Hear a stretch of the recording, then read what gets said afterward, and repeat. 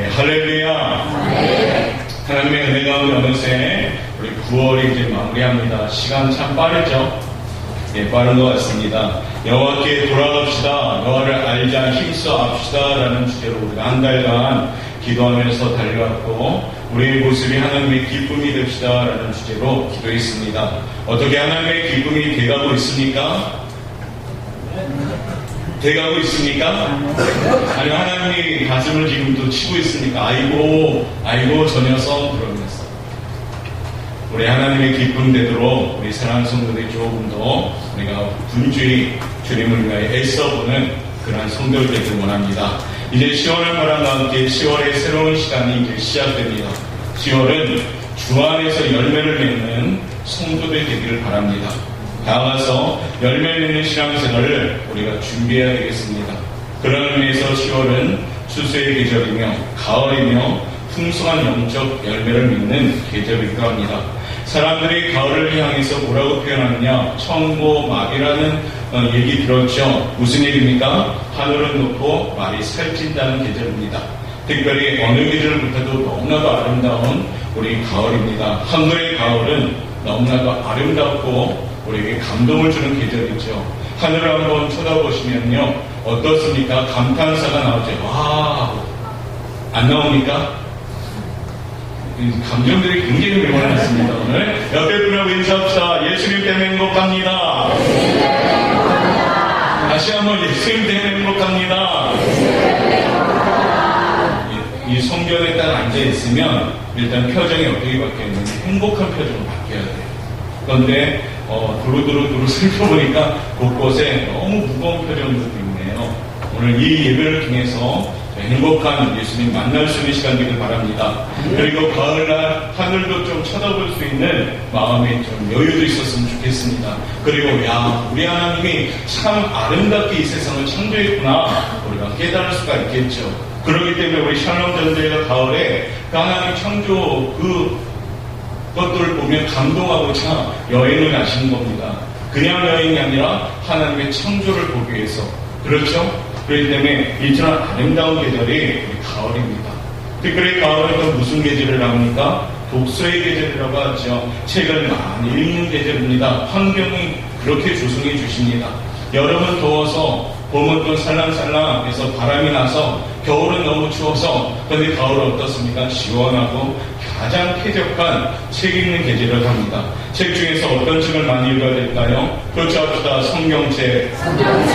성경책 오늘 가을은 많이 읽었으면 좋겠습니다. 구역 점수 올리려고 하는 것이 아니라 성경책을 많이 읽어야 되죠. 성경은 우리의 검이요, 우리의 생명의 양식입니다. 그럼 많이 읽으면 어떻게 됩니까? 건강해집니다. 샬롬전도회 어느 어르신은 벌써 7번이나 필사를 했다고 합니다. 그래서 너무나도 기쁘니까. 샬롬전도회 어르신인데도 7번 성경을 썼다고 합니다. 목회자인 저도 그건 불가능한 일인데 참 대단한 것 같습니다. 이렇게 가을은 말씀을 좀 가까이 하시는 성도 되길 바랍니다.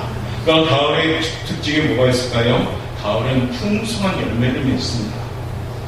우리 신앙에도 열매를 소원하고 열매를 맺어야 하지 않을까 하는 생각이 듭니다.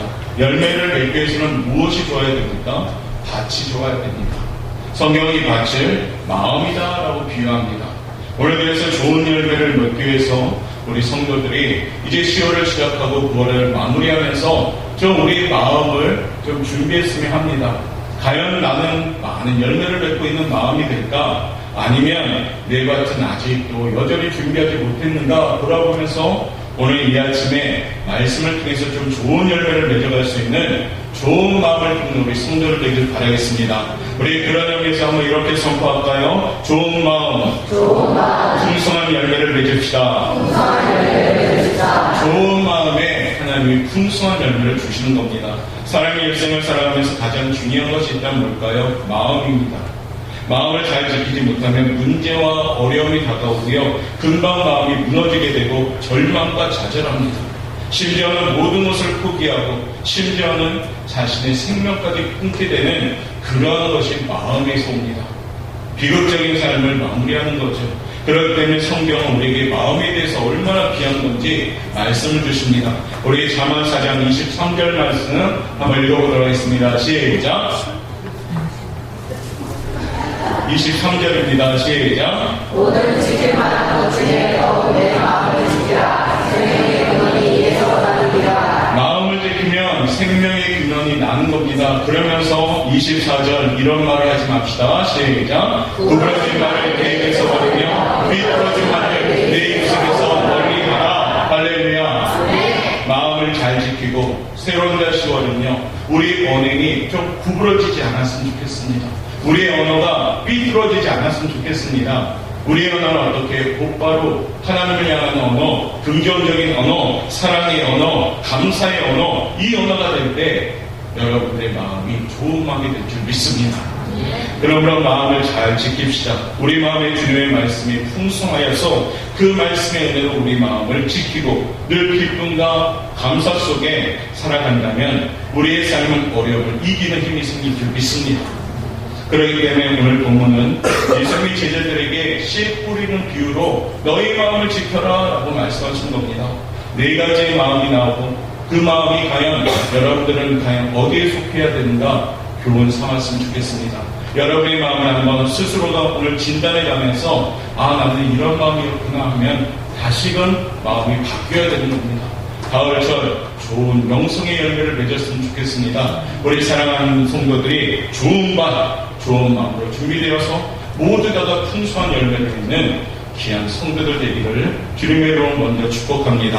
그럼 첫 번째 마음은 뭘까요? 우리 1번 한번 읽어보다 합니다. 시작. 길가의 마음. 길가의 마음입니다. 이 마음은 어떤 마음이냐? 오늘 4절 말씀에 이렇게 말씀하십니다. 읽겠습니다. 뿌릴새 멀리 길가에 떨어짐에 새들이 와서 먹어버렸고 길가의 마음 씨를 길가에 뿌렸더니 새가 먹었습니다. 농부들이 밭에 나가서 씨를 뿌리는데 때때로 씨가 날리게 되죠. 길가에 떨어집니다. 길이라는 것은 뭔가요? 많은 사람들이 왕래하다 보니까요 땅이 딱딱하게 굳어집니다. 뿌리를 내릴 수가 없는 곳이죠. 그래서 그대로 있다가 얼마 있지 않아서 새들이 와서 그 씨앗을 뺏어 먹습니다. 길가의 마음이라는 것은 굳어진 마음을 뜻합니다. 딱딱하고 굳어진 마음. 주의 말씀에 씨가 뿌려져도 마음이 굳어져 있기 때문에요 그 말씀이 뿌리를 내리지 못하는 겁니다. 굳어진 마음의 모든 문제를 스스로 품고요 절망 가운데 살아가는 마음이라는 것을 우리가 잊지 말아야 됩니다. 교회에 와서도요 그저 구경꾼으로 앉아있을 뿐 전혀 말씀의 은혜를 받지 못하는 사람, 그냥 왔다가 그냥 가는 그런 경우의 사람들, 이런 사람들이 무슨 마음이냐? 길가의 마음인 것입니다. 마음이 굳어져 있으면 그 무엇도 쉽게 받아들이지를 못합니다. 마음이 굳어져 있는 것은 자신의 고집 강한 성격의 그 삶을 지배하고 있기 때문에 말씀이 들어오지를 못하는 겁니다. 어떤 사람은 머리가 너무 좋아서요 자기 머리로 모든 것을 판단합니다. 그리고 결정합니다. 이런 분도 마음이 굳어진 사람입니다. 남의 얘기를 전혀 들으려 하지 않습니다. 오직 자기 주장만 앞세우고 하는 사람들, 길가의 마음을 가진 사람들입니다. 이기주의적인 사람들은 대화를 해도요 자기 얘기만 합니다. 자기 의견만 얘기합니다. 남의 것은 전혀 받아들일 생각이 없습니다. 이런 마음이 굳은 마음입니다. 이 나라가 요즘 그와 같은 현상이 펼쳐집니다. 나라를 위해서 많이 기도하셔야 됩니다. 길가의 마음이 있는 사람, 남을 돌볼 줄도 모르고 사소한 일이 어떻습니까? 원망하고 불평합니다. 삐뚤어진 말, 구부러진 말을 하게 된다는 겁니다. 이스라엘 백성들이요 430년 동안 애굽에서 종노릇 했습니다. 노예 생활을 하는 동안에 마음이 굳어졌고 딱딱해져 버렸습니다. 기쁨도 사라졌습니다. 감사도 사라졌습니다. 그래서 그 놀라운 은혜와 축복과 기적 가운데 애굽에서 해방을 맞이했죠. 받았는데 하나님께서 약속하신 적과 꿀이 흐르는 가나안 땅을 향해 가게 되는데도 늘 어떻습니까? 굳어진 마음이니까 원망합니다. 불평합니다. 조금만 힘들으면 모세를 원망하고 하나님께 삿대질하면서 너희가 우리들을 이 강에서 죽게 만드느냐 하면서 불평합니다. 그러다 보니까 어떻습니까? 빨리 도착할 땅이 하나님이 40년 동안 강에서 당하게 만듭니다. 훈련시키죠. 그런데 어떻습니까? 20세 이상의 모든 이스라엘 백성들이 강류에서 다 죽게 됩니다. 그리고 오직 2명 여호수아와 갈렙만이 가나안 땅에 들어가면서 다른 세대들과 함께 이끌어서 가나안 땅에 들어가게 된 겁니다. 왜 그랬을까요? 마음이 굳어지니까 하나님의 말씀이 들리지가 않는 거였습니다. 사랑하는 성도 여러분, 우리들도 마음이 굳어져 있는 것을 늘 경계하셔야 됩니다. 문제는 길가의 마음을 가진 사람의 삶 속에 새들이 와서 그 씨앗을 뺏어간다는 겁니다. 이 새를 때로는 악한 자, 때로는 마가복음에서는 사단, 누가복음에서는 마귀라 표현합니다. 사단이 와서 그 말씀을 걷어간다는 것이에요. 자, 마태복음 13장 19절 말씀 우리 한번 읽어보다 합니다. 아무나 시작. 아무나 천국 말씀을 듣고 깨닫지 못할 때는 악한 자가 와서 마음에 부러진 것을 빼앗는 이는 곧 길가에 뿌려진 자. 아멘. 말씀에 들지 악한 자가 와서 그 마음에 뿌려진 것을 빼앗나니라. 말씀을 들을 때 마음의 문을 열고 집중해서 은혜를 받아야 됩니다. 제대로 듣지 않고 방심하고 구경꾼이 돼 있으면 우리에게 뿌려진 은혜의 씨앗을 마귀 와서 빼앗겨 버립니다. 동일한 예배 시간에 같이 앉아는 있지만은 길가의 마음을 가진 성도들은 말씀이 들어가지 않습니다. 같은 동일한 시간대 예배를 드리고 있지만은 은혜를 받지 못합니다. 왜요? 딱딱해졌기 때문입니다. 철로역정이 저자인 종번연이라는 사람, 그는 교회를 출석하고 있었지만 신앙이 없었습니다. 그는 늘 고민했습니다. 내가 교회를 오랫동안 다녔는데 설교도 많이 들었는데 내 마음속에 하나님께 대한 확신이 없고 말씀을 제대로 깨닫지 못하는 고민이 있었습니다. 그러다 어느 날 종번연이요, 이 마태복음 13장 말씀을 듣게 됩니다. 큰 충격을 받았죠. 말씀을 듣고 깨닫지 못하면 사단이 와서 빼앗는다는 말씀에 충격을 받습니다. 그 말씀을 듣는 순간 혹시 내가 사단 손에 사단이 속해 있는가 아는가, 그 자리에 무릎 꿇고 회개하기 시작합니다. 그 다음부터 나와서 말씀에 집중하고요, 종번연은 말씀에 아멘하면서 받아들이기 시작합니다. 그가 변하기 시작했죠. 변화된 삶을 통해서 그 훌륭한 책 철로 역종이라는 책을 지게 된 겁니다. 사랑하는 성도 여러분, 이제부터 우리가 해야 할 일이 있습니다. 호세아 10장 12절 말씀 우리 함께 해봅시다. 읽겠습니다. 시작. 너희 묻은 땅을 기경하라. 지금이 곧 여호와를 찾을 때니 마침내 여호와께서 오사 고기를 빛처럼 너희에게 내리시리라. 아멘. 우리가 어떻게 해야 돼요? 묵은 땅을 기경하셔야 됩니다. 마음에 굳은 마음이 있습니까? 혹 불신의 마음이 있습니까? 이 시간 통곡하고 회개함으로 그 마음의 밭을 갈아 엎으셔야 됩니다. 10월의 열매를 맺기 위해서 혹 우리 안에 있는 굳은 마음이 있다면 갈아 엎으셔야 됩니다. 혹 우리 신앙생활이 그냥 평안하게 지내고 있다면 감동도 없고 뜨거움도 없고 차지도 않는다면 그 밭도 엎으셔야 됩니다. 철저하게 회개하고 마음을 갈아엎으면 하나님께서요, 그 갈아엎어진 마음에 은혜를 내려주기 시작합니다. 10월의 열매를 맺기 위해서 우리가 결단해야 됩니다. 하나님 아버지, 내 마음이 길가 같은 마음이 되지 않게 하옵소서. 묵은 땅을 갈아엎는 심정으로 늘 깨어 기도하며 진심으로 눈물로 회개하여서 굳어진 나의 마음에 눈물의 회복함이 있게 하옵소서. 이같이 기도해야 됩니다. 그럴 때요, 좋은 마음이 만들어지기 시작하죠. 우리 사랑하는 고용과 성도 여러분, 꼭 길가의 마음을 가진 성도가 있다면 지금부터 기도하시고 준비하시길 바랍니다. 그러면 10월에 여러분을 통해서 좋은 열매를 맺으리라 믿습니다. 두 번째 마음은 어떤 마음이었나요? 한번 읽어봅시다. 시작. 돌밭의 마음입니다. 오늘 5절과 6절은 우리에게 이렇게 증가하는데 덜어내는 읽겠습니다. 덜어는 그의 얕은 돌밭에 떨어지면 흙이 깊지 아니하므로 곧 싹이 나오나. 6절 해가 돋은 후에 타서 뿌리가 없으므로 말랐고. 팔레스타인 지방은 표면이 부드러운 흙으로 덮여있다 합니다. 그리고 그 밑은 석회암으로 가득 차 있다 합니다. 그러니까 무슨 얘기입니까? 씨앗을 뿌리면 씨앗이 조금 내려가다가 돌 때문에 뿌리를 내리지 못하는 땅이라고 합니다. 해가 더 뜨거워지면 뿌리가 내려가지 못하니까 전부 타서 말라 죽습니다. 우리 교회가 화분이 있는데요, 화분을 여름에 딱 내놨더니 말라 죽더라고요. 그 화분에 제한된 뿌리밖에 없으니까. 그렇죠? 그것이 밭에 있었다면 아마 타지 않을 겁니다. 이렇듯 뿌리가 얕으면 타서 말라 죽습니다. 돌밭과 같은 마음에는 말씀이 떨어져도 그 뿌리를 깊이 내리지 못합니다.